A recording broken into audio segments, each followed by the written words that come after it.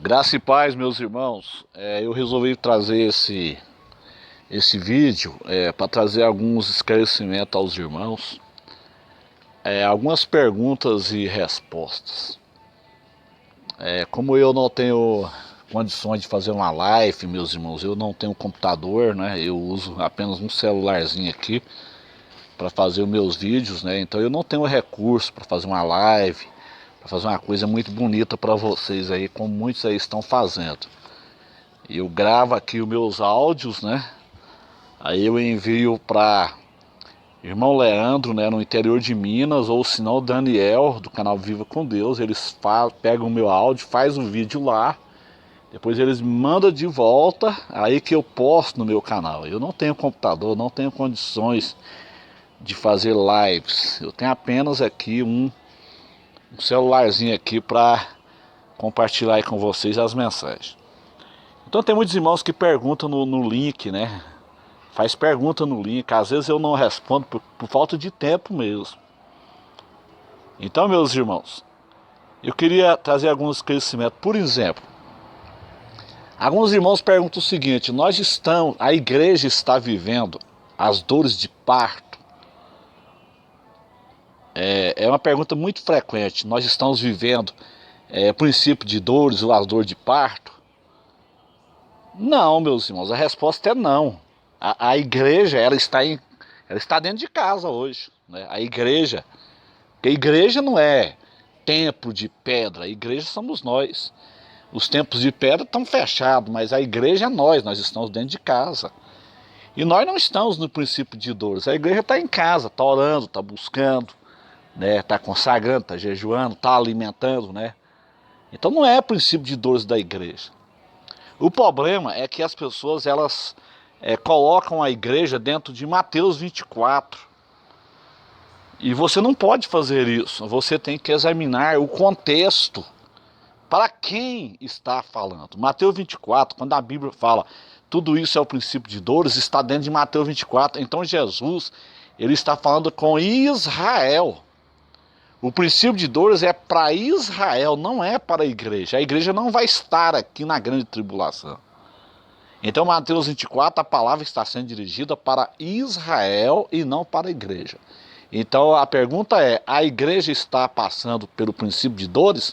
Não, meus irmãos, a resposta é não. A igreja, ela vai sair desse mundo aqui no arrebatamento pré-tribulacionista e ela sai daqui sem nenhum arranhão. Da mesma forma que Elias foi levado sem nenhum arranhão, Enoque foi levado sem nenhum arranhão, a igreja também será levada daqui sem nenhum arranhão. Uma outra questão que eu queria tratar com os irmãos é acerca dos 144 mil. Alguns estão pregando que os 144 mil é um remanescente que vai ser arrebatado. Tem algumas pessoas aí no YouTube que diz isso, que os 144 mil é um remanescente da igreja que vai ser arrebatado. Ora, isso aí não tem nenhuma base bíblica para isso. Quem defende essa ideia está fazendo uma interpretação particular das escrituras. Imagine se fosse só 144 mil que fosse arrebatado. Então quer dizer que não poderia ser 145 mil, nem 146 mil, somente 144 mil? Não, meus irmãos, 144 mil não se trata da igreja. Nós temos que observar a hermenêutica. As pessoas que defendem essa ideia de que 144 mil vão ser arrebatados no arrebatamento pré-tribulacionista estão deixando a hermenêutica de Apocalipse 7, versículo 4 de lado. Apocalipse 7, versículo 4 é claro. Os 144 mil não é a igreja. Os 144 mil são israelitas, judeus messiânicos, crentes, que vão ser escolhidos logo após o arrebatamento. Deus vai levantar 144 mil judeus crentes para pregar o evangelho do reino para os gentios nos 4 cantos da terra. A missão dos 144 mil é esta: pregar o evangelho do reino aos gentios nos 4 cantos da terra. Não tem nada a ver com a igreja. Então quem defende isso está fazendo uma interpretação particular das escrituras. Os 144 mil não é a igreja. 144 mil são israelitas. Apocalipse 7, versículo de número 4. A hermenêutica é essa. Não é a interpretação particular que manda. Quem manda é a hermenêutica. É o que a Bíblia está dizendo. A Bíblia se interpreta. Meus irmãos, tem tantas perguntas. Por exemplo, haverá salvação na grande tribulação? Sim. Sim, Deus é misericordioso. Quem não subir no arrebatamento pré-tribulacionista vai ter uma segunda oportunidade. É a colheita do trigo. É os crentes trigos que vão ser passar na moinha, vão ser moídos como trigo na tribulação. O resultado do evangelismo dos 144 mil está lá em Apocalipse capítulo 7, versículo 14. Quando João viu uma grande multidão salva. Então os 144 mil israelitas, eles evangelizam gentios no mundo todo, e o fruto do evangelismo deles é uma grande multidão de gentios que vão se converter na grande tribulação. Então haverá, sim, salvação na grande tribulação. Esses crentes da grande tribulação, eles não fazem parte da noiva, eles não é a noiva de Cristo. Eles são os convidados que vão participar do milênio com corpos normais, não com corpos glorificados. Quem vai receber corpo glorificado é só a igreja, porque a igreja ela vai estar no céu por 7 anos, no arrebatamento pré-tribulacionista. Jesus ele vem no arrebatamento pré-tribulacionista, nos moldes de um casamento judaico. Então a igreja ela precisa receber um corpo glorificado, como o dos anjos e como o de Jesus, para ela poder ir para o céu. Porque no céu não entra com esse corpo. É só esse o motivo da igreja receber um corpo glorificado. É porque ela vai estar no céu por 7 anos. Agora, o milênio sabático, quem vai governar no milênio sabático é Cristo, a sua igreja com corpo glorificado, um remanescente israelita que vai ser salvo no final da grande tribulação, e os crentes que morrerem na grande tribulação, os decapitados do quinto selo do Apocalipse. O que vai acontecer então? Tem mais uma pergunta sobre isso. O que vai acontecer com os crentes da grande tribulação que vão ser decapitados? Eles vão para o céu? Não, eles não vão para o céu. Eles vão ficar debaixo do altar, conforme o quinto selo do Apocalipse. No final da grande tribulação eles ressuscitam. Apocalipse 20, versículo 4. Quando Jesus volta em Jerusalém, eles ressuscitam e eles entram no milênio como convidados. Como convidados. Tem uma outra pergunta, que as pessoas foram ensinadas de uma forma errada. Jesus só vai voltar quando o evangelho for pregado no mundo todo? As pessoas dizem isso, né? Baseado em Mateus 24, 14. Irmão, é a mesma questão. Mateus 24, 14 não está falando com a igreja, está falando com Israel.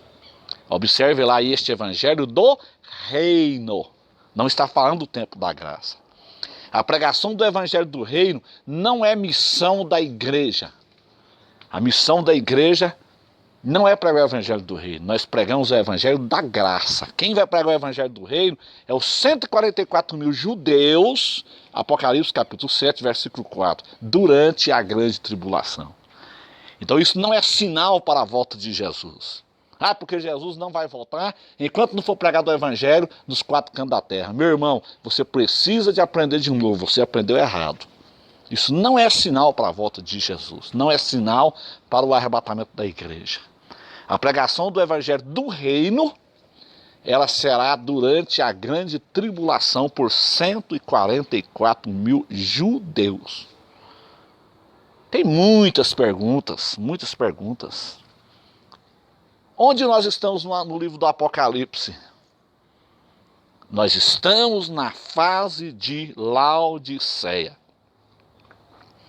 Uma outra pergunta que as pessoas fazem, que eu quero responder, é o seguinte: haverá avivamento antes do arrebatamento? Meus irmãos, A resposta é o seguinte: quero dizer a vocês que Billy Graham morreu sonhando com este avivamento. Dave Ickerson morreu sonhando com este avivamento. Muitos outros pregadores renomados morreram sonhando com este avivamento. Eu ouço isto desde o ano 1987, que eu me converti, que eu ouço isto. A resposta é: não haverá avivamento antes do arrebatamento. Não haverá. A fase é de Laodiceia.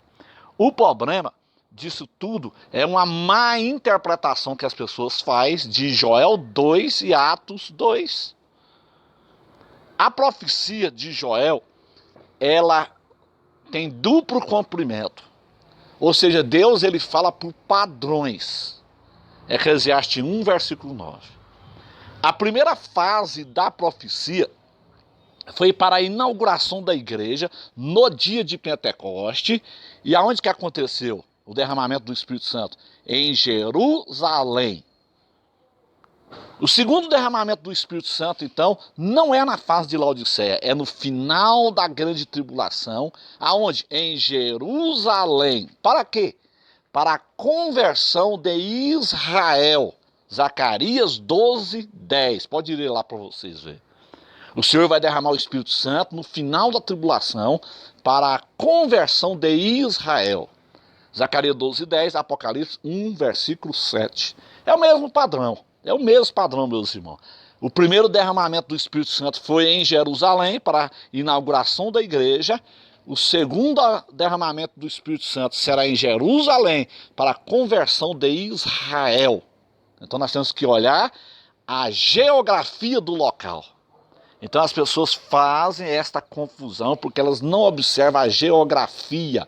Se você observar Joel, você vai ver que lá está dizendo assim: em Jerusalém e no Monte Sião. Então o derramar do Espírito Santo é lá em Jerusalém, na segunda vinda, na parousia, quando Jesus voltar lá em Jerusalém. Os judeus vão estar cercados lá na batalha de Armagedon, e ali o Senhor Jesus ele vai derramar o Espírito Santo para a conversão de Israel. Então a resposta é, a pergunta é: haverá avivamento? Haverá avivamento na fase de Laodiceia? Haverá avivamento antes do arrebatamento? Não haverá. A resposta é: não haverá. Jesus ele vai vir no arrebatamento na fase de apostasia. Jesus vem numa época de apostasia. É essa época que nós estamos vivendo. O avivamento de Joel é para a segunda vinda em Jerusalém. Deus ele fala para o padrão. A primeira fase cumpriu no dia de Pentecoste em Jerusalém. A segunda fase cumpre na segunda vinda em Jerusalém. Jesus ele vai vir arrebatar a igreja não em época de avivamento, mas em época de apostasia. Apostasia. Pode haver despertamento, é diferente. O Senhor está despertando um remanescente nesses últimos dias, mas o avivamento, esse avivamento generalizado que muitos estão pregando aí, simplesmente não vai acontecer. Quem está pregando isso, sente e espere.